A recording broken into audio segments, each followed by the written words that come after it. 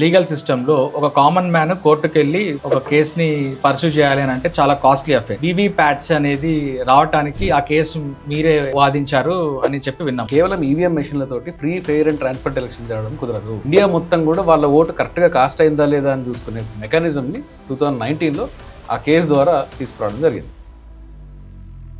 ఆంధ్రప్రదేశ్లో వైఎస్ఆర్సీపీ పార్టీ 151 సీట్లు గెలిచింది. కట్ చేస్తే 2024కి వచ్చేసరికి 11 సీట్లకు వచ్చినాము. ఇది ఖచ్చితంగా ఈవీఎం మెషిన్ల ట్యాంపరింగ్ జరగడం వల్లే జరిగింది అని అంటారు. వాస్తవానికి ఈవీఎం మెషిన్స్ ట్యాంపరింగ్ జరిగే అవకాశం ఉంటుంది. Click of A button voice command ఇస్తే సాఫ్ట్వేర్ కూడా డెవలప్ చేసే రోజులు ఇవి. రిజర్వేషన్స్ వల్లనే ఇండియా నాశనం అయిపోతుంది అంటారు. నిజమే. ఇండియాలో ఉండే రిజర్వేషన్ వల్ల కాదు, ఇండియా ఎంప్లాయ్మెంట్ క్రియేట్ చేయడంలో ఫెయిల్ అవ్వడం వల్ల.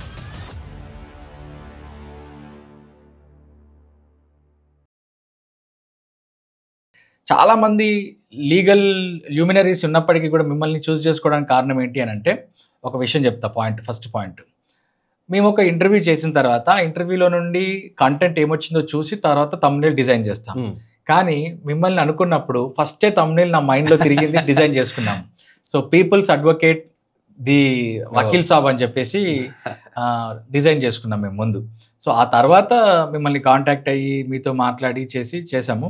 ఎందుకు అంటున్నానంటే, ఇప్పుడు లీగల్ సిస్టంలో ఒక కామన్ మ్యాన్ కోర్టుకెళ్ళి ఒక కేసుని పర్సూ చేయాలి అని అంటే చాలా కాస్ట్లీ అఫేర్. బట్ మీరు, what I heard about you, మీరు ఎవరైనా అండర్ ప్రివిలేజ్డ్ పీపుల్ ఎవరైనా వస్తే వాళ్ళకి ఈ కోర్టు కేసుల విషయంలో వాళ్ళకి ఆ ప్రివిలేజ్ ఉండదు. వాళ్ళు కోర్టులో వాళ్ళ కేసుని తీసుకెళ్ళడం కోసం. సో వాళ్ళకు సంబంధించి మీరు కేసులను ఫ్రీగా కూడా వాళ్ళకు ఒకవేళ if they are not affordable, if they can't afford the fees అన్నప్పుడు తీసుకెళ్తారని అన్నారు. కాబట్టి పీపుల్స్ అడ్వకేట్ శ్రీకాంత్ చింతల అని చెప్పి అన్నాము. సార్, ఫస్ట్ క్వశ్చన్ ఏంటి అని అంటే, మీరు ఈవీఎంస్ విషయంలో ఫస్ట్ ఈవీఎంస్ని ఇంట్రడ్యూస్ చేసినప్పుడు మనకు అక్నాలెడ్జ్మెంట్ ఏది లేదు. బట్ ఈవీఎంస్ విషయంలో మీరు వివి ప్యాట్స్ అనేది రావటానికి ఆ కేసు మీరే వాదించారు అని చెప్పి విన్నాం. దాని గురించి చెప్తారేమన్నా? అంటే అప్పట్లో కేసు వాదించడం కాదు, ఏమైందంటే ఈ ఈవీఎం మెషిన్స్ మీద సుబ్రహ్మణ్యం స్వామి ఉన్నారు కదా, ఎంపీ స్వామి, ఈ ఫైల్డ్ ఎ కేస్ 2009 నుంచి he was fighting this case. అదే ప్యారలల్ టైంలో నేను కూడా ఈవీఎంస్ గురించి నా రీసెర్చ్ చేయడము, ఎన్జిఓ సర్కిల్స్ నుంచి దాన్ని ప్రమోట్ చేయాలనుకోవడం, ఈవీఎంని వ్యతిరేకించాలనుకోవడం స్టార్ట్ చేసిన రోజులు అవి. సో ఒక జడ్జ్మెంట్ వచ్చింది 2013లో, ఒక జడ్జ్మెంట్ వచ్చింది. కేవలం ఈవీఎం మెషిన్లతోటి free fair and transparent election జరగడం కుదరదు. ఎందుకు అంటే, నేను బటన్ నొక్కిన తర్వాత లైట్ వస్తుంది, ఈ లైట్ కరెక్ట్గా ఓటు వాడికే పోతుందా లేదా ఎట్లా తెలుస్తుంది? నేను జస్ట్ బ్లైండ్గా నమ్మాల్సిందే, అది ఎక్కడుందో నాకు తెలియదు కదా. ఈ క్వశ్చన్ రేజ్ అయినప్పుడు సుప్రీంకోర్టు ఏమన్నదంటే, ఓన్లీ ఈవీఎం మెషిన్స్ తోటి free fair and transparent election జరగడం కుదరదు. So there is a compromise. ఏంది, మనం బటన్ నొక్కిన తర్వాత కరెక్ట్ క్యాండిడేట్కి ఓటు పడ్డదా లేదా అనేది ఒక స్లిప్ బయటకు వస్తే అట్లీస్ట్ నాకు ఒక అష్యూరెన్స్ ఉంటుంది, నా ఓటు కరెక్ట్గానే వచ్చింది. వీవీప్యాట్ స్లిప్స్ని డెవలప్ చేయండి అని చెప్పి సుప్రీంకోర్టు ఆర్డర్ ఇచ్చింది. తర్వాత అప్పుడు నేను ఒక ఎన్జిఓలో పనిచేస్తున్నా. అయితే ఏం చేసినామంటే, ఈ వీవీపీఐటీ మెషిన్స్, వీవీపీఐటీ స్లిప్ను ఇంట్రడ్యూస్ చేయడానికి సుప్రీంకోర్టు 2013లో ఫేజ్డ్ మేనర్లో ఇంప్లిమెంట్ చేయండి అని అన్నది. ద ఎన్సూయింగ్ జనరల్ ఎలక్షన్స్ చాలా పెద్దవి కాబట్టి 13 లక్షల బూత్స్ని హ్యాండిల్ చేయాలి కాబట్టి we are permitting them to election commission of India to introduce in phased manner అని చెప్పింది. ఈ ఫేజ్డ్ మేనర్ని ఎలక్షన్ కమిషన్ ఆఫ్ ఇండియా ఏం చేసిందంటే, ఒక 5000 వీవీప్యాట్ మెషిన్లు తీసుకొని వాటినే కాశ్మీర్లో, కన్యాకుమారిలో, అంటే ఎగ్జాంపుల్ చెప్తున్నా, కేరళలో, నార్త్ ఈస్ట్ దగ్గర అక్కడ కొన్ని ట్రైబల్ కాన్స్టిట్యున్సీస్లో ఇంట్రడ్యూస్ చేసి మేము ఇదే ఫేజ్డ్ అని చెప్పేసి చెప్పడం స్టార్ట్ చేసింది. మల్టిపుల్ ఆర్టీఐలు ఫైల్ చేస్తారు దాని మీద. ఆర్టీఐలు ఫైల్ చేసి, I have an NGO, public interest నా NGO, association for public interest. So filed multiple RTIs file చేసిన తర్వాత మాకు తెలిసిన విషయం ఏంటంటే, వీళ్ళ దగ్గర ఉండే వీవీప్యాట్ మెషిన్లు 5000. ఈ 5000ని ఒక దగ్గర కేరళలో ఒక దగ్గర వాడి ఇది ఫస్ట్ ఫేజ్ అని, నార్త్ ఈస్ట్లో ఒక దగ్గర వాడి ఇది సెకండ్ ఫేజ్ అని, ఇట్లా ఇంప్లిమెంట్ చేసుకుంటా పోతే దాదాపు ఒక 150 సంవత్సరాలకు కూడా ఈ వీవీప్యాట్ మెషిన్స్ ఇంప్లిమెంట్ కావు. అప్పుడు we filed a contempt case against election commission of India.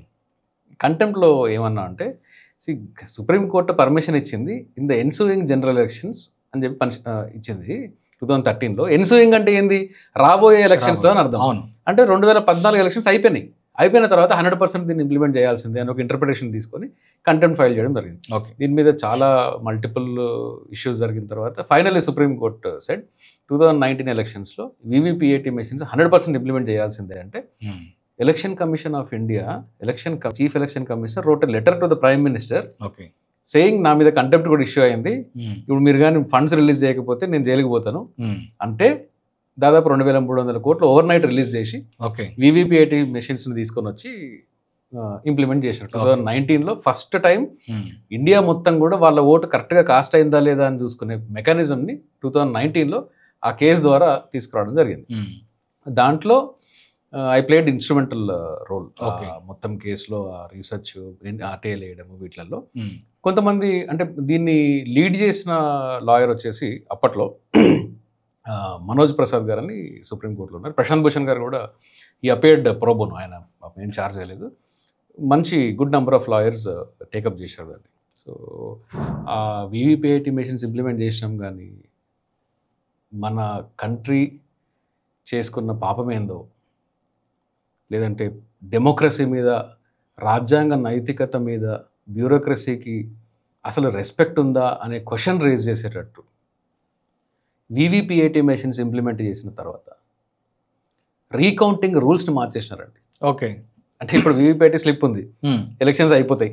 Elections అయిపోయిన తర్వాత నాకు డౌట్ వచ్చింది, ఒక క్యాండిడేట్కి డౌట్ వచ్చింది, ఇది కరెక్ట్గా ఈ కౌంటింగ్ కరెక్ట్గా జరగలేదు, ఈ వీవీపీఐటీ మెషిన్స్ స్లిప్ని ఓపెన్ చేసి కౌంట్ చేయండి అంటే కౌంట్ చేయడానికి రిమోట్ పాసిబిలిటీ లేకుండా రూల్స్ని ఫ్రేమ్ చేసినారు. ఓకే, ఏంది ఈ రూల్స్ అంటే, మీకు as on today representation of people act తీసుకొని రూల్స్ చదివినారనుకోండి, అది మీరు నవ్వాలా, జాలిపడాలా, ఏడవాలా, ఏమైపోయింది నా దేశానికి అనుకోవాలా అర్థం కాని పరిస్థితిలో మనం ఉంటాం.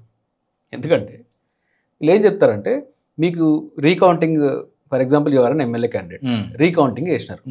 ఫస్ట్ కండిషన్ ఏంటి అంటే, మీరు అంత కాన్స్టిట్యున్సీ మొత్తంలో రీకౌంటింగ్ అడగడానికి వీల్లేదు. ఏదన్నా ఏ బూత్లో మీకు డౌట్ ఉంది చెప్పండి, ఆ బూత్లో చేస్తాం. This is first. ఆ బూత్లో ఎందుకు మీకు డౌట్ వచ్చిందని మనం ఎస్టాబ్లిష్ చేయాలా. అంటే అక్కడ ఏమన్నా ఈవీఎంలు మొరాయించినాయా, లేదంటే అక్కడ ఏదైనా ట్యాంపర్ జరిగిందో, లేకపోతే ఈవీఎం మెషిన్స్ మధ్యలో ఆగిపోయినాయనో, ఇట్లాంటి ఏదైనా ఎలిగేషన్స్ ఉన్నాయా అనేది, రికార్డెడ్ ఎలిగేషన్స్ ఉన్నాయా అనేది చూస్తారు. ఒకవేళ అదేం జరగలేదు అంటే election commission can side no, నేను రీకౌంటింగ్ చేయను అని. ఒకవేళ అది కూడా పాస్ అయ్యి పలానా బూత్లో ఇష్యూ జరిగింది, పలానా బూత్లో ఈవీఎం మెషిన్ మధ్యలో ఆగిపోయింది, సో మాకు ఈ అప్రహెన్షన్ ఉంది, మీరు రీకౌంటింగ్ చేయండి అంటే నెక్స్ట్ ఎలక్షన్ కమిషన్ చూడబోయే క్రైటీరియా ఏంటంటే ఒకవేళ ఆ బూత్లో కౌంటింగ్ చేస్తే, ఆ బూత్లో 100% ఓట్లు కూడా నీకు వస్తే నువ్వు మెయిన్ ఎలక్షన్ గెలుస్తావా లేదా. ఒకవేళ నువ్వు గెలిచే ఆస్కారం లేదంటే చేయరు. ఇది ఎక్కడ చట్టం ఇది? నాకు ఎన్ని ఓట్లు వచ్చినాయని తెలుసుకోవడం నా రైట్ కదా. అవును, నేను ఓడిపోతానా గెలుస్తానా సంగతి తర్వాత, నేను గెలిస్తేనే నీ కౌంటింగ్ చేస్తా అంటే ఇదేంది article 14 direct violation. For example మీకు చిన్న నంబర్లో అర్థం అవడానికి ఒక నంబర్ చెప్తా. మీరు ఒక ఎమ్మెల్యే క్యాండిడేట్, నేను ఒక ఎమ్మెల్యే క్యాండిడేట్. మీకు నాకు కేవలం 500 ఓట్లు తేడా ఉంది. వేలల్లో తేడా పెట్టుకుంటే అసలు ఎవరు కౌంటింగ్ చేయలేదు. హైపోథెటికల్లీ 500 ఓట్లు తేడా ఉంది. నా కింద ఇంకొక 2-3 క్యాండిడేట్లు ఉన్నారు. వాళ్ళందరికీ కూడా 3,000 ఓట్లు 4,000 ఓట్లు తేడా ఉన్నాయి. మీతో మీరు గెలిచిపోయినారు. ఇప్పుడు నేను ఒక పర్టికులర్ బూత్లో ఇష్యూ జరిగింది కాబట్టి అక్కడ కౌంటింగ్ చేయండి అంటే ఆ ఒక్క బూత్లోనో 2 బూతుల్లోనో నాకు కౌంటింగ్ చేస్తారు. ఎందుకంటే ఒక బూత్లో యావరేజ్గా 700 to 1000 ఓట్స్ ఉంటాయి. అవును, ఆ 700 to 1000 ఓట్స్ ఉన్నాయి కాబట్టి నా విన్నింగ్ మార్జిన్ కన్నా అది ఎక్కువ ఉంది కాబట్టి కౌంటింగ్ చేస్తారు. అంటే నేను కానీ రీకౌంటింగ్ అడిగితే చేయొచ్చు. నాకన్నా తక్కువ ఓటింగ్లు వచ్చి మీకు నెక్స్ట్ థర్డ్ క్యాండిడేట్కి, ఫోర్త్ క్యాండిడేట్కి 1500 ఓట్ల తేడా ఉంది, 2000 ఓట్ల తేడా ఉంది. వాళ్ళు ఎన్ని అప్లికేషన్లు పెట్టినా కానీ వాళ్ళ కౌంటింగ్ చేయాల్సిన అవసరం లేదు. అంటే నేను వేస్తే కౌంటింగ్ చేస్తారు, మూడో వాడు వేస్తే కౌంటింగ్ చేయరు. ఓకే, హైపోథెసిస్లో ఇట్లాంటివి జరగలేదు, బట్ హైపోథెసిస్ ఇస్తున్నా. ఇది ఆర్టికల్ 14 వైలేషన్ కాదా? అవును, సమానత్వమైన అందరం, నేను ఇంకా థర్డ్ క్యాండిడేట్ సమానంగా ఉన్నాం ఇక్కడ లేదు. సో ఎట్టి పరిస్థితుల్లో కూడా ఆ స్లిప్పులని ఓపెన్ చేసి కౌంట్ చేయలేని విధంగా ఈరోజు రూల్స్ ఉన్నాయి. ఇవి సుప్రీంకోర్టులో ఛాలెంజ్ అయ్యి ఉన్నాయి. సుప్రీంకోర్టులో చాలా ఇంకా కొన్ని కేసెస్ కూడా పెండింగ్ ఉన్నాయి. అందులో ఏంటి అంటే కంపారిజన్ కోసం కొన్ని బూత్స్లో వీవీపీఏటీ మెషిన్స్ని ఈవీఎం మెషిన్స్ మధ్యలో ఓట్స్ స్లిప్స్ 2 డిఫరెంట్గా నంబర్లో వచ్చిందా లేదా అని ర్యాండమ్గా బూత్స్ మాత్రమే చెక్ చేస్తాము అనేది ఎలక్షన్ కమిషన్ చెప్తున్నమాట. ఇది అంతా కూడా అసలు ఈవీఎం మెషిన్స్ మీద ఇంకా డౌట్స్ క్రియేట్ చేయడానికి ఆస్కారం ఇస్తున్నారు.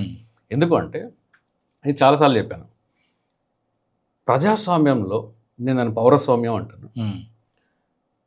డెమోక్రసీలో ఏ సిస్టమ్ అయినా కానీ ఫెయిర్గా ఉండాలి, ట్రాన్స్పరెంట్గా ఉండాలి అని చెప్తారు. కానీ అక్కడితో సరిపోదు. ఫెయిర్గా ఉండాలి, ట్రాన్స్పరెంట్గా ఉండాలి, ఆ పారదర్శకంగా ఉంది అనే నమ్మకాన్ని సాధారణ పౌరుల్లో కలిగించాలి. అవును. ఈ నమ్మకాన్ని కానీ కలిగించలేకపోతే ఆ సిస్టమే తప్పు. అవును. ఆ సిస్టమ్ ప్రజాస్వామ్యంలో చెల్లుబాటు కాదు, నడవడానికి వీల్లేదు. సో నా నమ్మకం అనేది ప్రజాస్వామ్యాన్ని నిలబెట్టడానికి, ప్రజాస్వామ్యాన్ని నడవడానికి నా నమ్మకం అనేది అంత ఇంపార్టెంట్. ఇప్పుడు ఆ నమ్మకం ఉందా ఈవీఎం మెషిన్స్ మీద?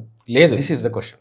లేదు కాబట్టి లాస్ట్ టైం 2019 ఎలక్షన్స్లో ఆంధ్రప్రదేశ్లో వైఎస్ఆర్సీపీ పార్టీ 151 సీట్లు గెలిచింది.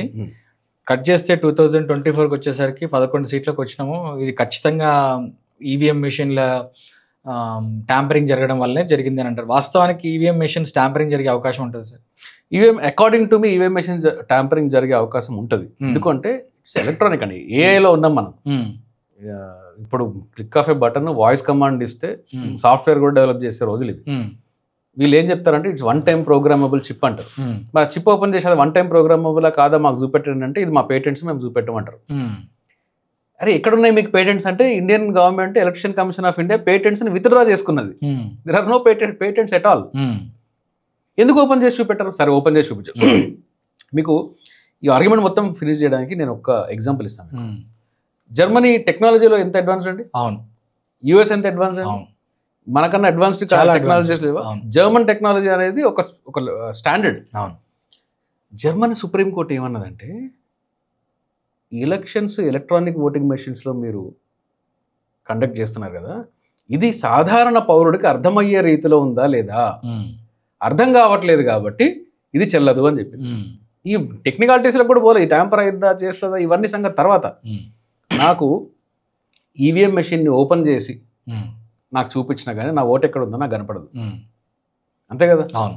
అంటే ఇక్కడ ఓటుని వెరిఫై చేయలేడు ఈవీఎం మెషిన్లో. అందుకనే మీకు వచ్చింది పేరు voter verifiable paper audit trial. ఎందుకు? ఇంటర్నేషనల్ స్టాండర్డ్స్ ఏం చెప్తున్నాయంటే ఈచ్ ఓట్ని వెరిఫై చేసే విధంగా ఉండాలి. Okay. So each vote verify చేసే విధంగా లేదు అంటే ఆ ఓటు అసలు కాస్ట్ కానట్టే, వ్యాలిడ్ కాదు అది. So verifiable paper audit trial పేరులో ఉంటుంది, కానీ వీళ్ళు వెరిఫై చేయరు. Okay. So this is most unfortunate phenomena. ఇప్పుడు రాహుల్ గాంధీ ఓట్ చోర్ అని చెప్పేసి దొంగ ఓట్లు, ఒక్క ఇంటి నుండి 500 ఓట్లు ఉన్నాయి, బీహార్లో చాలా ఓట్లని తొలగించారు అని చెప్పి రాహుల్ గాంధీ చెప్తుంటాడు. బీజేపీ గవర్నమెంట్ ఏం చెప్తుందంటే ఇప్పుడు అక్కడ బీజేపీ గవర్నమెంటే ఉంది కదా, కోalition గవర్నమెంట్ నితీష్ కుమార్తో కలిసి. ఎక్కువ ముస్లిమ్స్ వచ్చారు కాబట్టి, బంగ్లాదేశ్ నుండి ఎక్కువ ఇన్ఫిల్ట్రేషన్తో ముస్లిమ్స్ వచ్చారు కాబట్టి వాళ్ళ ఓట్లను మేము తొలగించాం, తప్పే ఉన్నది, రోహింగ్యా ఓట్స్ అని చెప్పి వాళ్ళు చెప్తుంటారు. అసలు ఇద్దరిలో ఎవరు ఆర్గ్యుమెంట్ కరెక్ట్? ఇద్దరిలో వీళ్ళిద్దరి పాలిటిక్స్లో ఓడిపోయింది ఎవరన్నా ఉన్నారు అంటే అది ప్రజాస్వామ్యం. ఓకే. ఎందుకు అంటే అక్కడ ఓట్స్ చోరైనాయా, నిజంగానే ఓట్ చోరీ జరిగిందా, ఫేక్ ఓట్స్ని తీసుకొని వచ్చారా, ఇవన్నీ కూడా పొలిటికల్ ఇష్యూ కాదు, ఇది డెమోక్రటిక్ ఇష్యూ. డెమోక్రసీ మీద జరిగే ప్రశ్నలు ఇవన్నీ. ఈ సాధారణ పౌరుడికి ఈరోజు నిజంగానే ఓట్లో ట్యాంపరింగ్ లేదు అనే డౌట్ లేకుండా ఉన్నాడా? ఫేక్ ఓట్స్ లేవు అనే కాన్ఫిడెన్స్ ఎవరికన్నా ఉందా? కామన్ మ్యాన్కి ఉందా? ఈ ప్రజాస్వామ్యం కదా ఇక్కడ పోయేది. It's not question of Rahul Gandhi or Narendra Modi. It's question of whether మన ప్రజాస్వామ్యాన్ని నడిపించడంలో రూలింగ్ పార్టీ కానీ, అపోజిషన్ కానీ, బ్యూరోక్రసీ కానీ నిబద్ధతతో ఉందా లేదా అని. ఇప్పుడు రాహుల్ గాంధీ ఒక క్వశ్చన్ రైజ్ చేశారు. క్వశ్చన్ రైజ్ చేసిన దీనికి ఆన్సర్ ఎవరు చేయాలంటే ప్రతి ఒక్కరు ఏదో క్వశ్చన్ రైజ్ చేస్తూ ఉంటారు, నేను ఆన్సర్ చెప్పుకుంటా పోవాలని పిడివాదం చేస్తే ఎవరేం చేయలేం. ఇక్కడ ఒక డేటా ఇచ్చి లీడర్ ఆఫ్ అపోజిషన్ అనేది సాధారణ ఎవరంటే వాడు కాదు. అవును. Leader of opposition is constitutional position అది. అవును. So is also called the shadow prime minister. పార్లమెంట్లో ఒక లీడర్ ఆఫ్ ద ఫ్లోర్కి ఎంత పవర్ ఉంటుందో సమానంగా ధీటుగా లీడర్ ఆఫ్ అపోజిషన్కి ఉంటుంది. ఆ లీడర్ ఆఫ్ అపోజిషన్ వచ్చి ఇన్ని ఫేక్ ఓట్స్ ఉన్నాయి అని చెప్పిన తర్వాత ఎలక్షన్ కమిషన్ మీద మినిమం రెస్పాన్సిబిలిటీ లేదా ఇది కరెక్ట్ కాదని చెప్పడానికి? మీరు అఫిడవిట్ ఇవ్వండి నేను చెప్తాను అంటే అఫిడవిట్ ఇవ్వడానికి నువ్వెవరు, ఇవ్వడానికి ఆయన ఎవరు, తీసుకోవడానికి నువ్వెవరు? మీరేమైనా అఫిడవిట్ ఇస్తున్నారా? ఎలక్షన్ కమిషన్ అఫిడవిట్ ఇచ్చిందా ఇందులో ఫేక్ ఓటర్స్ లేవని? సో ఇది ఎంత బ్యూరోక్రసీ దీనిలోకి ఎంటర్ అయ్యి పొలిటిసైజ్ చేసి ఇది ఒక పొలిటికల్ ఇష్యూ ఏమో అని చెప్పేసి ఒక పొలిటికల్ పార్టీ చేస్తే, లేదు ఇది మతం ఇష్యూ అని చెప్పేసి ఇంకో పొలిటికల్ పార్టీ ప్రొజెక్ట్ చేయడం అంటే వీటందరిలో లాస్ అయ్యేది మనం. ఓకే, ప్రజాస్వామ్యం పోతుంది. ఇది ఇది ఇది దేశానికి, దేశం ఫ్యూచర్కి ఇది మంచిది కాదు సార్. దేశంలో ఈ ఈవీఎంస్ గురించి కాంటెంపరీ పాలిటిక్స్లో డెమోక్రసీ చాలా థ్రెట్లో పడింది అని చెప్పేసి ఒక ఆర్గ్యుమెంట్ జరుగుతుంటే, గత 75 సంవత్సరాలుగా మనకి బాబాసాహెబ్ అంబేద్కర్ రాజ్యాంగం రాసిన తర్వాత దాంట్లో ఉన్న కల్పించినటువంటి రిజర్వేషన్స్, అఫర్మేటివ్ యాక్షన్ ఏదైతే ఉందో ఆ రిజర్వేషన్స్ మీద చాలా వరకు జనాలకు ఒక రకమైనటువంటి అపోహలు ఉంటాయి. ఫస్ట్ 10 సంవత్సరాలు మాత్రమే బాబాసాహెబ్ రాజ్యాంగంలో ఈ రిజర్వేషన్స్ని కల్పించాలి, తర్వాత ఎత్తివేయాలి అని చెప్పి ఒక ఆర్గ్యుమెంట్ ఉంటుంది. ఇంకొక ఆర్గ్యుమెంట్ వచ్చేసి కుల ప్రాతిపదికన పెట్టారు, ఇది కరెక్ట్ కాదు అని చెప్పి ఉంటుంది. రీసెంట్గా మీరు ఒక వీడియో చూసినప్పుడు, ఒక ఛానల్లో చూసినప్పుడు ఈబీసీ అదే ఈడబ్ల్యూఎస్ ఎకనామికల్లీ వీకర్ సెక్షన్స్ గురించి చేసినప్పుడు మీరు ఒక కొత్త ఆర్గ్యుమెంట్ తీసుకొచ్చారు. అసలు ఈ రిజర్వేషన్స్ ఇన్ ఇండియా వల్ల బ్రెయిన్ డ్రైన్ జరిగి ఇండియాలో ఉన్నటువంటి క్రీమ్ బ్రెయిన్ ఎవరైతే ఇంటలెక్చువల్ పీపుల్ ఉన్నారో వాళ్ళంతా బయటకు వెళ్ళిపోతున్నారు, ఈ రిజర్వేషన్స్ వల్లనే ఇండియా నాశనం అయిపోతుంది అంటారు. నిజమేనది? అబ్సల్యూట్లీ తప్పు. మీకు ఈ ఆర్గ్యుమెంట్ ఎక్కడ దాకా పోయిందంటే, అంటే దీని ఇంటెన్సిటీ ఆఫ్ దిస్ ప్రొపగండా ఎక్కడ దాకా జరిగిందంటే, ఒక హైకోర్టు జడ్జి ఆయన జడ్జిమెంట్లో రాశాడు, దేశం వెనకబడడానికి 2 కారణాలు ఉంటాయి, మొదటి కారణము కరప్షన్ అయితే రెండో కారణం రిజర్వేషన్ అని రాసినాడు. Okay, high court sitting judge. Supreme court దాన్ని ఆ తర్వాత మళ్ళీ ఆ వర్డింగ్ ని డిలీట్ చేయాల్సి వచ్చింది, ఇది కరెక్ట్ కాదు అని చెప్పి. మన ఫేట్ ఏంటంటే ఇలాంటి జడ్జెస్ కూడా ఈరోజు సుప్రీంకోర్టులో ఉన్నారు. So good or bad, I'm not naming any judge. కానీ ఒక జడ్జి స్థాయికి వెళ్ళిన తర్వాత రాజ్యాంగంలో ఉండే స్పిరిట్ని అర్థం చేసుకొని, రాజ్యాంగంలో రిజర్వేషన్ అంటే ఏంటి, అసలు రిజర్వేషన్ ఎందుకు తీసుకురావాల్సి వచ్చింది, దాని అవుట్కమ్ మనం ఏం తీసుకురావాలి అని తెలియాలి అనే ఒక అప్రహెన్షన్ జడ్జికి, లాయర్కి ఉండాలి ఖచ్చితంగా. లాయర్ అంటే, జడ్జి అంటే ఏంటి అంటే రాజ్యాంగం తెలిసినవాడు అనేది బై డిఫాల్ట్ అండర్స్టాండింగ్. సో ఇది కనీసం అకాడమిక్గా ఆలోచించైనా కానీ రిజర్వేషన్స్ అనేదాన్ని రివ్యూ చేసుకోవాలనడమో, లేకుంటే రిజర్వేషన్ వల్ల నిజంగా లబ్ధి జరిగిందా అని చూడాలి అని కూడా చెప్పకుండా, దీనివల్లనే వెనక్కి వెళ్ళిపోయింది అనేది ఇటువంటి డేటా కూడా లేకుండా ఒక జడ్జి గారు చెప్తున్నారు. What about common man? So common man propaganda ఇది. ఫస్ట్ నుంచి మనకి ఇచ్చిన ప్రాపగండా ఏంటంటే ఇండియాలో కుల ప్రాతిపదికన రిజర్వేషన్లు ఉన్నాయని. రాజ్యాంగంలో ఎక్కడుంది కుల ప్రాతిపదికన రిజర్వేషన్లు ఉండాలని చెప్పి? డిబేట్కి రండి అంటాను నేను, ఓపెన్ ఇన్విటేషన్ ఇస్తున్నాను, డిబేట్కి రండి అని. మీరు ఇంతకు ముందుండే రిజర్వేషన్ సిస్టంలో బ్రాహ్మణులకు కూడా రిజర్వేషన్ ఇవ్వచ్చు. ఓకే, మీరు ఇంతకు ముందే రిజర్వేషన్ సిస్టంలో ఎవరికైనా రిజర్వేషన్ ఇవ్వచ్చు. మీకు కాకా కాలేల్కర్ కమిషన్, 1951-52 సబ్జెక్ట్ కరెక్షన్. కాకా కాలేల్కర్ కమిషన్లో ఈ రోజున ఓసీ కమ్యూనిటీలో ఉండే చాలా కమ్యూనిటీస్ వాళ్ళందరూ అదర్ బ్యాక్వర్డ్ క్లాసెస్లో ఉండాలనే రికమెండేషన్స్ ఉన్నాయి. తర్వాత మండల్ కమిషన్లో కూడా దాదాపు 2700-2800 ఆడ్ కమ్యూనిటీస్ని ఇవి బ్యాక్వర్డ్ క్లాసెస్ లాగా క్లాసిఫై చేయాలి అని చెప్పేసి అంటే సుప్రీంకోర్టు వచ్చి తూచి అసలు ఇవన్నీ కాదు 1700 కమ్యూనిటీస్లో నేను చేస్తాను అని చెప్పారు అంటది. సుప్రీంకోర్టుకి ఎక్కడి నుంచి వచ్చింది రైట్? అది ఆ విషయం పక్కన పెడితే, అంటే ఈ రెండిట్లో ఉండే కామన్ ఫ్యాక్టర్ ఏంటి అంటే, అంతకుముందు రాజ్యాంగంలో ఏ కులాన్నైనా కానీ, ఏ వర్గాన్నైనా కానీ, కమ్యూనిటీని కులాన్ని కానీ ఒక కమ్యూనిటీని తీసుకొని వచ్చి రిజర్వేషన్ జోన్లోకి తీసుకురావడానికి ఎటువంటి అడ్డంకి లేదు. ఎవరినన్నా కానీ రిజర్వేషన్ స్కోప్లోకి తీసుకొచ్చి ఉండొచ్చు. అంటే అది కులం ఆధారంగా ఎవరిని ఎక్స్క్లూడ్ చెయ్యదు, కాస్ట్ బేసిస్లో ఎక్స్క్లూడ్ చెయ్యదు ఎవరిని, ఓల్డ్ రిజర్వేషన్ సిస్టమ్. ఇప్పుడేమైంది, పేరు economically backward class reservation. Economically backward class reservation rule ఏంది? ఇది కేవలం అన్రిజర్వ్డ్ కేటగిరీలో ఉండే కాస్ట్లకు మాత్రమే. అంటే దీనిలో ఎస్సీలు, ఎస్టీలు, బీసీలు ఎక్స్క్లూడెడ్. ఎందుకని ఎక్స్క్లూడెడ్? వాళ్ళ కులంలో పుట్టినారు కాబట్టి. వాడు పేదవాడైనా కానీ వాడు ఎక్స్క్లూడెడే. నేను పేదవాడిని, నేను షెడ్యూల్ కాస్ట్, నేను ఈబీసీలో కంపీట్ చేసి నేను తీసుకురావడానికి లేదు. ఈబీసీలో నేను కంపీట్ చేస్తే 10% ఇచ్చారు కదా రిజర్వేషన్ సో అందులో షెడ్యూల్ కాస్ట్కి ప్లేస్ లేదు, షెడ్యూల్ ట్రైబ్కి ప్లేస్ లేదు. షెడ్యూల్ ట్రైబ్, షెడ్యూల్ కాస్ట్, ఓబీసీలు పేదవాళ్ళు అయితే ఈబీసీలో కంపీట్ చేయడానికి లేదు. వాళ్ళు కేవలం ఎస్సీ ఎస్టీ బీసీ రిజర్వేషన్ మాత్రమే తీసుకోవాలి. అంటే కులం ఆధారంగా ఈబీసీ జోన్లో నుంచి ఎస్సీ ఎస్టీ బీసీలని ఎక్స్క్లూడ్ చేశారు. కులం ఆధారంగా ఎక్స్క్లూడ్ చేశారంటే అది కులపరమైన రిజర్వేషన్, అది ఎకనామిక్ పరమైన రిజర్వేషన్ కాదు. ఎకనామిక్ పరమైన రిజర్వేషన్ అని మనం నమ్మిస్తున్నారు. కేవలం సోకాల్డ్ అప్పర్ కాస్ట్లకు మాత్రమే రిజర్వ్ అయ్యి ఉండే రిజర్వేషన్ అది.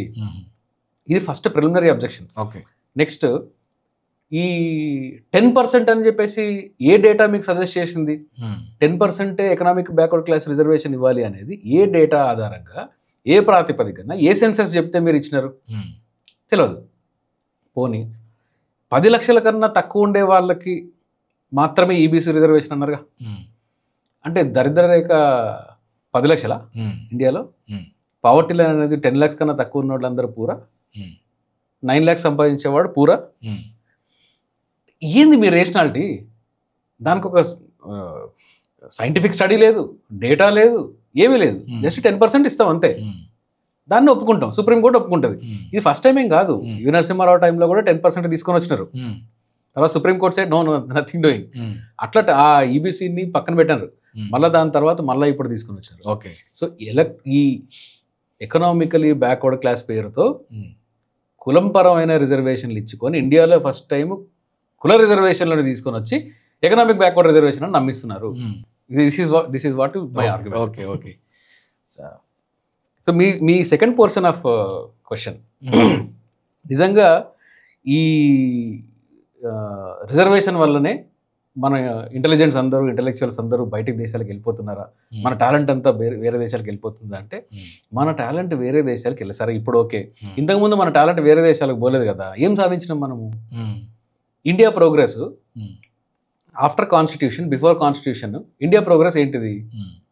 మొత్తం వరల్డ్ ఎకనామిక్స్లో మనం ఎక్కడున్నాము? మన యావరేజ్ హ్యూమన్ లైఫ్ ఏముంది, ఇప్పుడు ఏముంది? అంతకుముందు సగటున బ్యాక్వర్డ్ క్లాసెస్ ఏం సంపాదించే వాళ్ళు ఇప్పుడు ఏం సంపాదిస్తున్నారు? వాళ్ళ క్వాలిటీ ఆఫ్ లైఫ్ ఎక్కడ పెరిగింది? స్కేల్ ఉందా? అవి చెప్పకుండా అందరూ వెళ్ళిపోతున్నారంటే, అందరూ వెళ్ళిపోతున్నది ఇండియాలో ఉండే రిజర్వేషన్ వల్ల కాదు, ఇండియా ఎంప్లాయ్మెంట్ క్రియేట్ చేయడంలో ఫెయిల్ అవ్వడం వల్ల, ఇండియాలో ఎంప్లాయ్మెంట్ లేకపోవడం వల్ల. ఇప్పుడు మీకు మన స్టూడెంట్స్ చాలామంది ఎంఎస్ చేయడానికి పోతారు యూఎస్కి. ఇక్కడ ఎవరన్నా చూస్తుంటే, ఈ షో చూస్తున్న వాళ్ళు ఎవరన్నా ఎంఎస్సీలు చదువుకున్న వాళ్ళు ఉంటే వాళ్ళు బాగా రిలేట్ చేసుకుంటారు. ఈ ఎంఎస్ అవ్వడానికి అమెరికా పోతారు. అక్కడ వాడు పెట్రోల్ బంక్లో పనిచేస్తాడు. అదే పెట్రోల్ బంక్లో ఇండియాలో ఎందుకు పనిచేయడు అంటే, ఇక్కడ డిగ్నిటీ ఆఫ్ లేబర్ లేదు.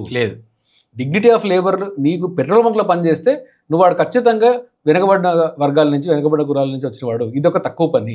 వీడు ఎవడు సూపర్ మార్కెట్లో పనిచేయడు. ఇక్కడ ఉన్న స్టూడెంట్స్ని, బీటెక్ చదివే స్టూడెంట్స్ని వెళ్ళి సూపర్ మార్కెట్లో పనిచేయమనండి, ఎంబీబీఎస్ స్టూడెంట్ని పోయి సూపర్ మార్కెట్లో పెట్రోల్ బంక్లో పనిచేయమనండి, చేయరు.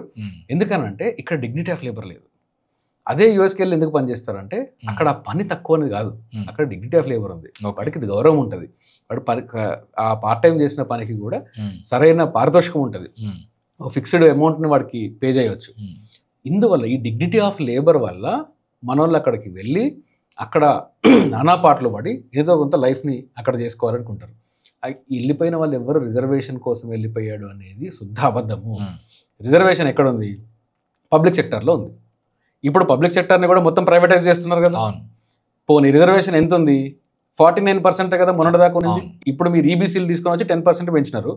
ఇప్పటిదాకా రిజర్వేషన్ తప్పన్న వాళ్ళందరూ ఎకనామిక్ క్యాస్ట్ రిజర్వేషన్ రాగానే, ఎకనామిక్ బేసిస్ రిజర్వేషన్ అని చెప్పగానే ఎవరికి రిజర్వేషన్తో ప్రాబ్లం లేదు. అంటే వాళ్ళు సెల్ఫ్ కాంట్రడిక్షన్, ఇది హిపోక్రసీ. మీకు రిజర్వేషన్తో ప్రాబ్లం ఉంటే you say no economy, no caste. ఎవరికి రిజర్వేషన్ లేదు, అవసరం లేదు. నా పొజిషన్ ఏంటి అంటే, అసలు రిజర్వేషన్ అనేది, రిజర్వేషన్ ఫ్రీ ఇండియాగా మనం వెళ్ళాలి, మనం ఎదగాలి. రిజర్వేషన్ అనేది ఇంతకుముందు కొన్ని కులాలకి ప్రిజర్వేషన్ లాగా ఉండేది. నే పనులు ఇవే చేస్తాను అని. మీకు ఇవన్నీ, ఈ ఫినామినా పోయి మన భారతదేశంలో ఉండే ప్రతి పౌరుడు కూడా డిగ్నిఫైడ్గా వాడి లైఫ్ని వాడు సంపాదించుకోవాలి. వాడు పుట్టుక ఆధారంగా, వాడి ఫ్యామిలీ బ్యాక్గ్రౌండ్ ఆధారంగా ఆ వ్యక్తికి ఆపర్చునిటీ లూజ్ అవ్వకూడదు. పుట్టుక ఆధారంగా ఆ ప్లేస్ ఆఫ్ బర్తో, లేకుంటే కాస్టో, లేకుంటే వాళ్ళ పేరెంట్స్ వలనో, ఫైనాన్షియల్ బ్యాక్గ్రౌండ్ వలన సమన్యాయం అందకుండా ఉండకూడదు. పబ్లిక్ సెక్టర్కి, ప్రైవేట్ సెక్టర్కి మధ్యలో బ్యాలెన్స్ని మీరు క్రియేట్ చేయండి. అరే బేసిక్స్ ఆఫ్ ఎకనామిక్స్ కదా, ఇంటర్మీడియట్ ఫస్ట్ ఇయర్లో ఉంటుంది కదా ఇది. మీరు ఏ బేసిస్ మీద అంటారు? అసలు there is no suggestive data. Okay. అట్లంటే అమెరికాకు పోయే వాళ్ళలో వేరే కంట్రీస్ పోయే వాళ్ళలో ఎస్సీలు లేరా, ఉంటారు, ఎస్టీలు లేరా? మీరు రిజర్వేషన్ వల్ల పోతున్నారా? రిజర్వేషన్ వల్ల పోవట్లా. రిజర్వేషన్ విదిన్ రిజర్వేషన్లో కూడా you will be shocked if I tell you this. ఐఏఎస్లు ఐపీఎస్లు కూడా టాప్ క్యాడర్కి వెళ్ళి రిటైర్ అయిన వాళ్ళు ఎస్సీ ఎస్టీలలో తక్కువ. క్యాబినెట్ సెక్రటరీలలో ఎందుకని ఓన్లీ మెజారిటీ బ్రాహ్మణ్ కమ్యూనిటీస్ మాత్రం ఎందుకు క్యాబినెట్ సెక్రటరీస్ అవుతున్నారు? అక్కడ రిజర్వేషన్ లేదు కదా. మరి రిజర్వేషన్ లేని దగ్గర మొత్తం ఇవన్నీ అగ్రహారాలు ఎందుకు అవుతున్నాయి? మరి ఆర్మీలో టాప్ క్యాడర్లో ఇక్కడ రిజర్వేషన్ లేదు కదా. మరి అక్కడ ఎవరెవరు వెళ్తున్నారు అంటే అక్కడ మెరిట్ మీద వెళ్తున్నారు అని చెప్తారు. అరే అంటే మెరిట్ వీళ్ళకి, మిగతా వాళ్ళు ఎవరికి మెరిట్ లేదా? మెరిట్ ఈజ్ ఎ మిత్ ఇండియాలో. ఓకే సార్, మెరిట్ అనేది ఇండియాలో అదొక పెద్ద మిస్అండర్స్టూడ్ కాన్సెప్ట్. జోకే misunderstood context. Okay. So this is very wrong. Okay, అది నేను I don't buy that theory. Okay sir, మీరు రీసెంట్గా 23 అనే మూవీలో రోల్ కనిపించారు మీరు. అవును. సో చిలకలూరుపేట బస్సు దహనం అని చెప్పి అందులో చూపించారు. అవును. సో మనం ఆ చిలకలూరుపేట గుంటూరు ప్రకాశం ఆ బార్డర్లో చూసుకుంటే మనకు చుండూరు అని చెప్పేసి, చుండూరు జరిగింది, బాపట్ల దగ్గర కారంచేడు ఇది కూడా జరిగింది. సో రెండు కూడా దళిత కమ్యూనిటీస్ మీద అక్కడ ఉన్నటువంటి అప్పర్ కాస్ట్ కమ్యూనిటీస్ వాళ్ళ మీద దాడి చేయటము, చంపటము ఇలాంటివి చేశారు. ఇది 23 సినిమా కూడా నిజమేనా అది కేసు? 23లో చుండూరుని బేసిస్గా తీసుకొని చుండూరుని ప్లస్ చిలకలూరుపేట బస్ దహనం ఇష్యూ రెండింటిని మధ్యలో తీసుకొని కంపారిటివ్గా తీసుకున్నాం. ఓకే. ఎందుకు అంటే మీరు చూడండి, జ్యుడిషియల్ సిస్టంలో బీయింగ్ ఏ లాయర్ నేను చెప్పడానికి చాలా బాధపడుతున్నది ఈ విషయం. చట్టం అందరికీ సమానమైన రాజ్యాంగం చెప్తుంది, కానీ సమానంగా ఇంప్లిమెంట్ అవుతుందా? పవర్ఫుల్ వ్యక్తిని అరెస్ట్ చేసే దమ్ము కూడా లేదు ఈరోజు. కానీ ఒక మిడిల్ క్లాస్ వ్యక్తో, లేకుంటే పూర్ వ్యక్తో, లేకుంటే schedule caste schedule tribe background నుంచి వచ్చి ఏ పవర్ లేని, కాస్ట్ పవర్ కూడా లేని ఒక వ్యక్తిని మీకు న్యాయం ఎలా అందిస్తున్నారు? సమన్యాయం దొరుకుతుందా? This is a question. Even కోర్టులలో కూడా బ్యాక్వర్డ్ క్లాసెస్కి, డిప్రెస్డ్ క్లాసెస్కి ఎంత త్వరగా పనిష్మెంట్లు పడుతున్నాయి. ఈ అప్పర్ కాస్ట్ కమ్యూనిటీస్కి మాత్రం ఏళ్ళ తరబడి వాళ్ళు బయటనే ఉండి లాస్ట్లో ఎందుకని ఎక్విటల్ అవుతున్నారు. ఇది కంపారిజన్ చూపించాలనేది ఆ సినిమా ఒక థీమ్. చిలకలూరుపేట బస్ దహనంలో అరెస్ట్ అవుతారు, కన్విక్ట్ అవుతారు, ఉరిశిక్ష పడుతుంది, సుప్రీంకోర్టుకి వెళ్తారు, సుప్రీంకోర్టుకి వెళ్ళి సుప్రీంకోర్టు అప్హెల్డ్ చేస్తుంది, ప్రెసిడెంట్ దగ్గరికి వెళ్తుంది, ప్రెసిడెంట్ క్షమాభిక్ష పెట్టను అని చెప్తే అది కూడా రిజెక్ట్ అయిపోతుంది. ఇవన్నీ జరగడానికి 5-6 ఏళ్ళు పడుతుంది. ఆన్ ద కాంట్రరీ చుండూరు కేసులో ఎన్ని సంవత్సరాలు, దశాబ్దాలు బట్టి ఆఖరికి దళితులను ఎవరు చంపలేదు. ఎవరు చంపలే. ఈ కాంటెక్స్ట్ మీరు మాట్లాడింది కాబట్టి ఇంకోటి చెప్తాను మీకు. దళితులను ఎవరు చంపలే. ఎవరికి శిక్షలు పడ్డాయి? కారంచేడులో కూడా దగ్గుపాటి వెంకటేశ్వరరావు, పురంధేశ్వరి, అప్పట్లో సీఎం అయినటువంటి ఎన్టీ రామారావు, వియంకుడు చెంచురామయ్య, దగ్గుపాటి చెంచురామయ్య. సో ఆయన ఆధ్వర్యంలోనే ఈ దాడులు జరిగినాయి అనేది ఈ కమ్మ వాళ్ళు ఈ మాదిగపల్లె మీద చేశారు అనేది మనకు APCLC, Andhra Pradesh civil liberties committee, అప్పుడు దానికి నాయకత్వం వహిస్తున్నటువంటి బాలగోపాల్ గారు ఒక రిపోర్ట్ ఇచ్చి చెప్పారు కదా. అండ్ క్లియర్ కట్ గా దాంట్లో ఎవిడెన్సెస్ అన్ని కూడా, విట్నెసెస్, ఎవిడెన్సెస్ అవన్నీ కూడా ఉన్నప్పటికీ మన చెంచురామయ్య ఆయన ఎవరైతే ఉన్నారో ప్రధానమైనటువంటి అక్యూజ్డ్, ఆయన అక్విట్ అయ్యాడు, శిక్ష పడలేదు, బయటకు వచ్చారు. అక్కడ లీగల్ సిస్టమ్ ఫెయిల్ అయిందని చెప్పేసి ఆయన ఇంటి ముందు కూర్చుంటే, కొన్ని 100 ఎకరాల ఆస్తిపరుడు, అప్పటి సీఎంకి వియంకుడు, ఆయన ఇంటి ముందు కూర్చుంటే ఈ నక్సలైట్లు వచ్చి ఆయన పాయింట్ బ్లాంక్లో కాల్చి చంపేసి వెళ్ళిపోతారని అనేది మనకు చరిత్ర చెప్తుంది. సో అంటే ఒక where system fails, naxalism rise అనేది చూడొచ్చు. అట్లా సిస్టమ్ ఫెయిల్స్, నక్సలిజం రైజ్ అంటే ఇప్పుడు ఒక వ్యక్తికి మొత్తం మీరు అన్నది కరెక్టే, ఒక విధంగా చూసుకుంటే కరెక్టే. డెమోక్రటిక్ విధానంలో రాజ్యాంగం ఏం చెప్తుంది? You have right to protest. ఎవరి మీద ఎవరన్నా ప్రొటెస్ట్ చేయొచ్చు, గవర్నమెంట్ మీద చేయొచ్చు, క్రిటిసైజ్ చేయొచ్చు, వ్యతిరేకించవచ్చు. Right to protest in constitutional methods, legally permissible మెథడ్స్లో చేయాలి. నేను లీగల్గా ఒబీడియంట్ సిటిజన్ ఆఫ్ ఇండియాగా ఉండి లీగల్ మెథడ్స్లో నేను ప్రొటెస్ట్ చేస్తూ ఉంటే నాకు న్యాయం దొరకకపోతే సహజంగా ప్రతి ఒక్క వ్యక్తిలో కూడా ఒక ఆక్రోషం అనేది వస్తుంది. ఏంది ఈ సిస్టమ్, నేను ఎందుకు ఈ సిస్టమ్ నమ్మాలని అది వస్తుంది. దానికి సమాధానం నక్సలిజం కాదు. I'm deadly against killing anybody.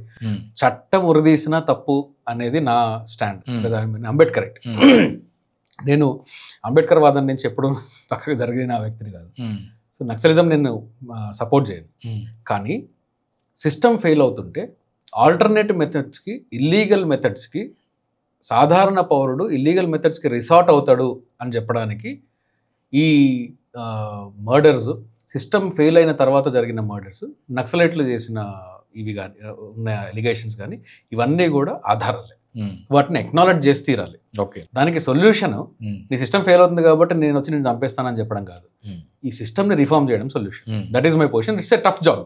Definitely it's a tough job. కానీ you have a point. I agree with that point. System fail అవ్వడం వల్లనే ఇలాంటివి పెరుగుతాయి.